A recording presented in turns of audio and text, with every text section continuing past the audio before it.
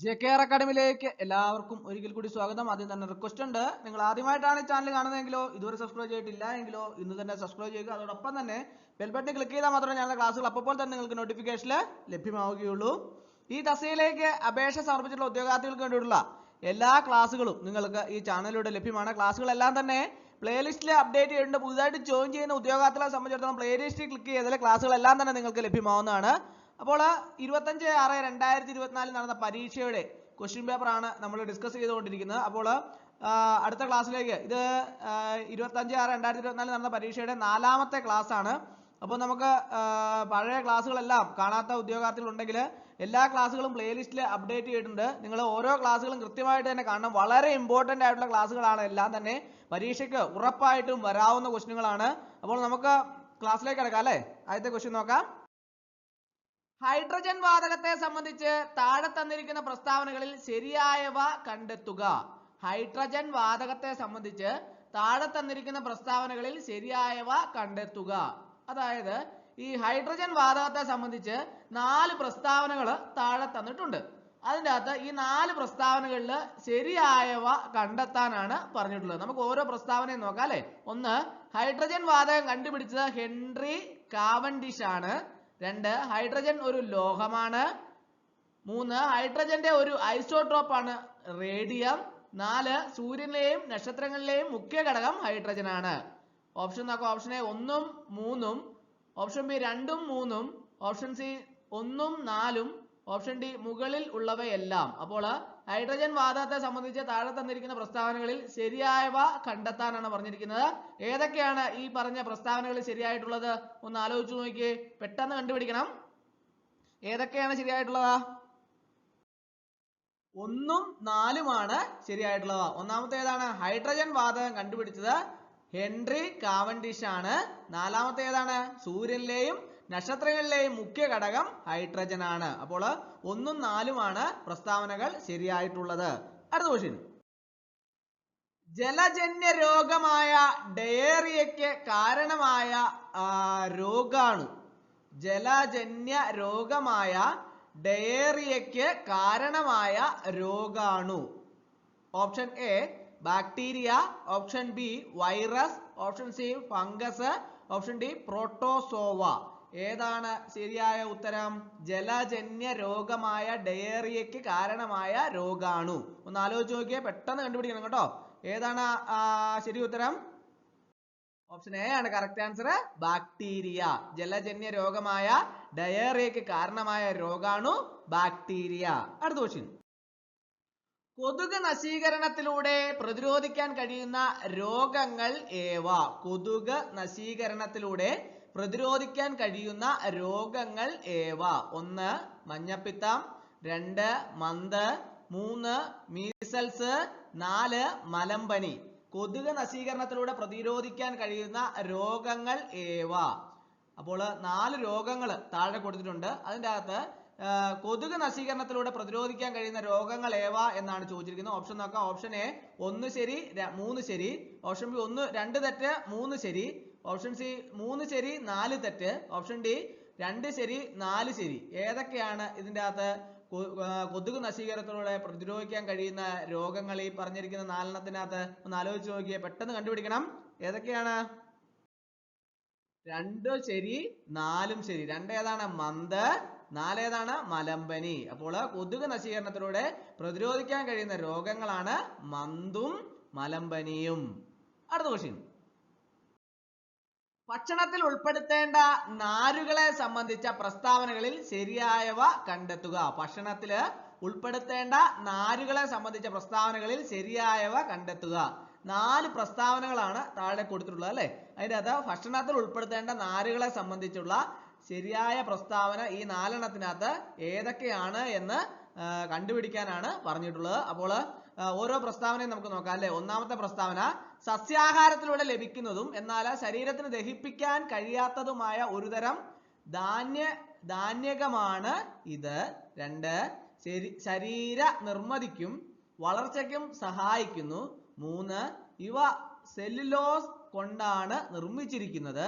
4, ഊർജ ഉൽപാദനത്തിന് സഹായിക്കുന്നു. അങ്ങനെ 4 പ്രസ്താവനകളാണ് ഇവിടെ കൊടുത്തിട്ടുള്ളത്. അതിൻ്റെ അകത്ത് ഭക്ഷണത്തിൽ ഉൾപ്പെടുത്തേണ്ട നാരുകളെ സംബന്ധിച്ച പ്രസ്താവനകളിൽ ശരിയായത് ഏതാണെന്നൊക്കെയാണെന്ന് ചോദിച്ചിരിക്കുന്നത്. ഓപ്ഷൻ എ 1 ശരിയാണ്, 3 ശരി. ഓപ്ഷൻ ബി 2 ശരി, 4 ശരി.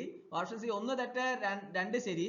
ഓപ്ഷൻ ഡി 3 തെറ്റ്, 4 ശരി. ഏതാണ് ഈ ഓപ്ഷൻ്റെ അകത്ത് ശരിയായിട്ടുള്ള, ഏതൊക്കെയാണ് ശരിയായ പ്രസ്താവനകൾ എന്ന് ഈ ഓപ്ഷൻ്റെ അകത്ത് കണ്ടുപിടിക്കാനാണ് പറഞ്ഞിട്ടുള്ളത്. ഏതാണ് ഓപ്ഷൻ ശരിയായിട്ടുള്ളത് ഒന്ന് ആലോചിച്ച് നോക്കിയേ.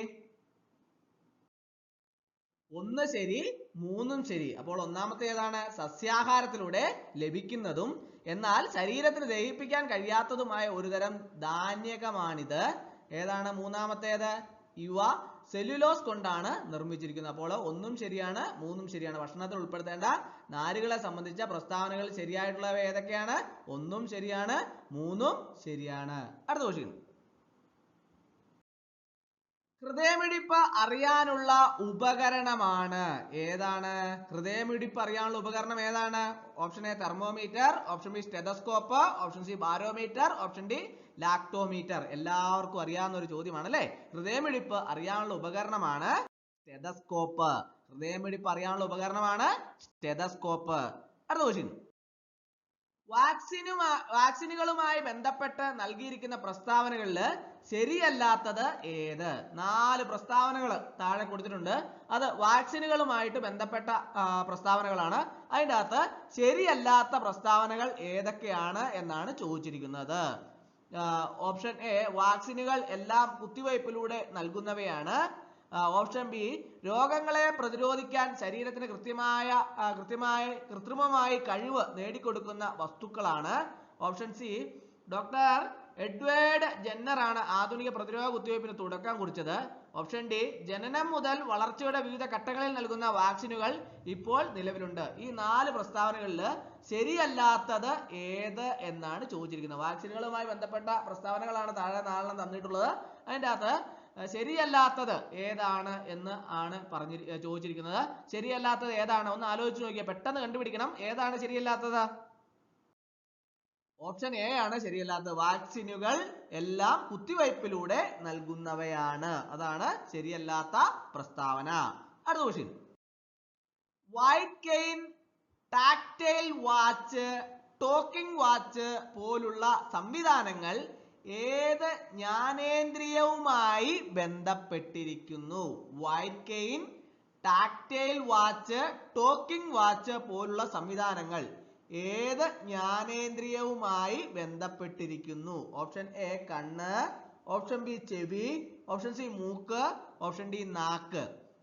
ഏത് ജ്ഞാനേന്ദ്രിയവുമായി ബന്ധപ്പെട്ടിരിക്കുന്നു ഒന്ന് ആലോചിച്ച് നോക്കിയേ. പെട്ടെന്ന് കണ്ടുപിടിക്കണം. ഏതാണ് ശരി ഉത്തരം? ഓപ്ഷൻ എ ആണ് കറക്റ്റ് ആൻസർ. കണ്ണ്. White cane, tactile watch, talking watch പോലുള്ള സംവിധാനങ്ങൾ ഏത് ജ്ഞാനേന്ദ്രിയവുമായി ബന്ധപ്പെട്ടിരിക്കുന്നു? കണ്ണ്. അടുത്ത ക്വസ്റ്റ്യൻ. താഴെ തന്നിരിക്കുന്നതിൽ ശരിയായ ജോഡി കണ്ടെത്തുക. 4 ജോഡികളാണ് താഴെ തന്നിട്ടുള്ളത് അല്ലെ.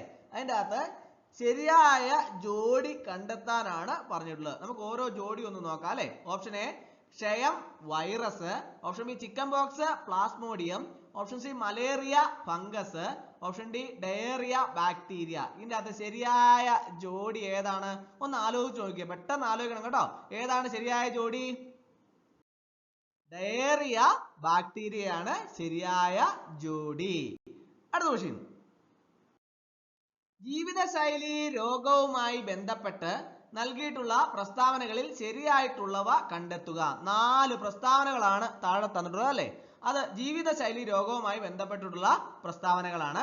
അതിൻ്റെ അകത്ത് ശരിയായിട്ടുള്ളവ കണ്ടെത്താനാണ് പറഞ്ഞിട്ടുള്ളത്. അപ്പോൾ 4 പ്രസ്താവനയെ നമുക്ക് നോക്കാം. ഓരോന്നും നോക്കാം അല്ലെ. 1 ഭക്ഷണശീലത്തിൽ വന്ന മാറ്റങ്ങൾ, വ്യായാമമില്ലായ്മ എന്നിവ രോഗങ്ങൾക്ക് കാരണമാകുന്നു. 2 പുകവലി, മദ്യപാനം, മാനസിക സംഘർഷം എന്നിവ രോഗത്തെ ക്ഷണിച്ചു വരുത്തുന്നു. 3 അണുബാധ. 4 ജീനുകൾക്ക് ഉണ്ടാകുന്ന തകരാറുകൾ. ജീവിതശൈലി രോഗവുമായി ബന്ധപ്പെട്ട് നൽകിയിട്ടുള്ള പ്രസ്താവനകളിൽ ശരിയായിട്ടുള്ളവ കണ്ടെത്തുക എന്നാണ് പറഞ്ഞിരിക്കുന്നത്. ഓപ്ഷൻ നോക്കാം. ഓപ്ഷൻ എ 1 ശരി, 2 ശരി. ഓപ്ഷൻ ബി 3 ശരി, 4 ശരി. ഓപ്ഷൻ സി 2 തെറ്റ്, 3 ശരി. ഓപ്ഷൻ ഡി 3 ശരി, 4 തെറ്റ്. ഏതാണ് ഈ ഓപ്ഷന്റെ അകത്ത് കറക്റ്റ് ആയിട്ടുള്ളത് ഒന്ന് ആലോചിച്ച് നോക്കിയേ.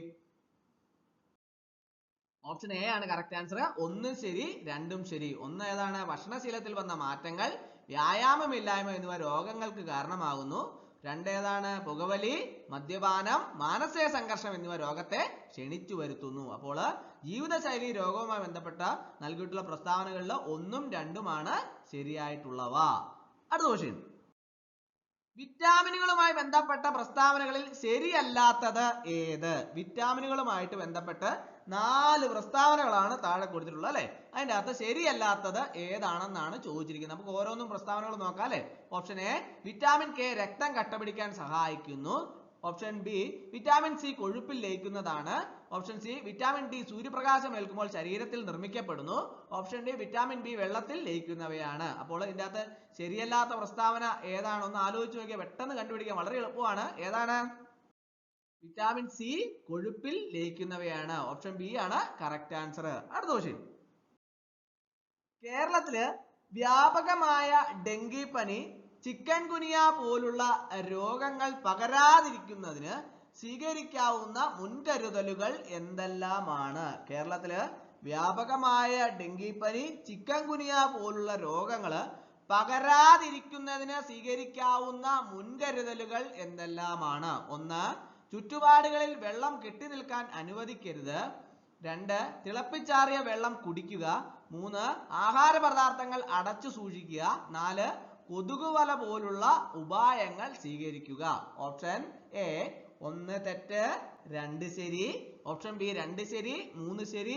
ഓപ്ഷൻ സി 1 ശരി, 4 ശരി. ഓപ്ഷൻ ഡി 1 തെറ്റ്, 3 ശരി. അപ്പോൾ കേരളത്തില് വ്യാപകമായ ഡെങ്കിപ്പനി, ചിക്കൻ ഗുനിയ പോലുള്ള രോഗങ്ങൾ പകരാതിരിക്കുന്നതിന് സ്വീകരിക്കാവുന്ന മുൻകരുതലുകൾ എന്തെല്ലാമാണ് ഈ 4എണ്ണത്തിനകത്ത്? ഏതാണ് ശരി? ഓപ്ഷൻ ഏതാണ് ശരി? ഒന്ന് ആലോചിച്ച് നോക്കിയേ. ഏതാണ്? ഓപ്ഷൻ സി ആണ് ശരി ഉത്തരം. 1 ശരി, 4 ശരി. 1 ഏതാണ്? ചുറ്റുപാടുകളിൽ വെള്ളം കെട്ടി നിൽക്കാൻ അനുവദിക്കരുത്. 4, കൊതുക് വല പോലുള്ള ഉപായങ്ങൾ സ്വീകരിക്കുക. അതാണ് കേരളത്തില് വ്യാപകമായ ഡെങ്കിപ്പനി, ചിക്കൻ ഗുനിയ പോലുള്ള രോഗങ്ങൾ പകരാതിരിക്കുന്നതിന് സ്വീകരിക്കാവുന്ന മുൻകരുതലുകൾ. അടുത്ത ക്വസ്റ്റ്യൻ, ഡിവൈസ് ക്ലോഷർ എന്നറിയപ്പെടുന്ന ചികിത്സാ രീതി ഏത് അവയവവുമായി ബന്ധപ്പെട്ടിരിക്കുന്നു? ഡിവൈസ് ക്ലോഷർ എന്നറിയപ്പെടുന്ന ചികിത്സാ രീതി ഏത് അവയവവുമായി ബന്ധപ്പെട്ടിരിക്കുന്നു? ഓപ്ഷൻ എ ഹൃദയം, ഓപ്ഷൻ ബി ശ്വാസകോശം, ഓപ്ഷൻ സി വൃക്ക, ഓപ്ഷൻ ഡി കരൾ. ഡിവൈസ് ക്ലോഷർ എന്നറിയപ്പെടുന്ന ചികിത്സാ രീതി ഏത് അവയവവുമായി ബന്ധപ്പെട്ടിരിക്കുന്നു? ഏത് അവയവമായിട്ടാണ് ബന്ധപ്പെട്ടിരിക്കുന്നത്? ആലോചിച്ച് നോക്കിയേ. ആലോചിച്ചോ? കിട്ടിയോ എല്ലാവർക്കും ആൻസർ? ഏതാ ശരി ഉത്തരം? ഓപ്ഷൻ എ ആണ് കറക്റ്റ് ആൻസർ, ഹൃദയം. ഡിവൈസ് ക്ലോഷർ എന്നറിയപ്പെടുന്ന ചികിത്സാ രീതി ഹൃദയം എന്ന അവയവവുമായി ബന്ധപ്പെട്ടിരിക്കുന്നു. അടുത്ത ക്വസ്റ്റ്യൻ, അടുത്തിടെ GITAG ലഭിച്ച ചോക്കുവ അരി ഏതു സംസ്ഥാനത്തെ മാന്ത്രിക അരി എന്നറിയപ്പെടുന്നു? അടുത്തിടെ GITAG ലഭിച്ച ചോക്കുവ അരി ഏത് സംസ്ഥാനത്തെ മാന്ത്രിക അരി എന്നറിയപ്പെടുന്നു? Option A Bihar, option B Bengal, option C Assam, option D Meghalaya. ഏതാണ് ശരി ഉത്തരം? ഓപ്ഷൻ സി ആണ് കറക്റ്റ് ആൻസർ, ആസാം. അടുത്ത ക്വസ്റ്റ്യൻ, 2023 ഓഗസ്റ്റില് EG 5.1 ERIS എന്ന കോവിഡ് വകഭേദം റിപ്പോർട്ട് ചെയ്ത ഇന്ത്യൻ സംസ്ഥാനം. 2023 ഓഗസ്റ്റില് EG 5.1 എന്ന കോവിഡ് വകഭേദം റിപ്പോർട്ട് ചെയ്ത ഇന്ത്യൻ സംസ്ഥാനം ഏതാണ്? Option A Karnataka, option B Gujarat, option C Uttar Pradesh, option D Maharashtra. ഏതാണ് ശരി ഉത്തരം? ഓപ്ഷൻ ഡി ആണ് കറക്റ്റ് ആൻസർ, മഹാരാഷ്ട്ര. മഹാരാഷ്ട്രയിലാണ് 2023 ഓഗസ്റ്റില് EG 5.1 എന്ന കോവിഡ് വകഭേദം റിപ്പോർട്ട് ചെയ്ത ഇന്ത്യൻ സംസ്ഥാനം. ഏതാണ്? മഹാരാഷ്ട്ര. അടുത്ത ക്വസ്റ്റ്യൻ, ഇന്ത്യയിൽ ആദ്യമായി ജല ബഡ്ജറ്റ് തയ്യാറാക്കുന്ന സംസ്ഥാനം. ഇന്ത്യയിൽ ആദ്യമായി ജല ബഡ്ജറ്റ് തയ്യാറാക്കുന്ന സംസ്ഥാനം ഏതാണ്? കേരള, കർണാടക, തമിഴ്നാട്, ഉത്തർപ്രദേശ്. ഏത് സംസ്ഥാനത്താണ് ഇന്ത്യയിൽ ആദ്യമായി ജല ബഡ്ജറ്റ് തയ്യാറാക്കുന്നത്? എല്ലാവർക്കും അറിയാവുന്ന ഉത്തരമാണ് അല്ലെ. ഏതാണ്? കേരളം. കേരളമാണ് ഇന്ത്യയിൽ ആദ്യമായി ജല ബഡ്ജറ്റ് തയ്യാറാക്കുന്ന സംസ്ഥാനം. അപ്പോൾ ഇന്നത്തെ ക്ലാസ് എല്ലാവർക്കും ഇഷ്ടമായെന്ന് വിചാരിക്കുന്നു. ഒരിക്കൽ കൂടി നന്ദി പറഞ്ഞു നിർത്തട്ടെ. നന്ദി, നമസ്കാരം.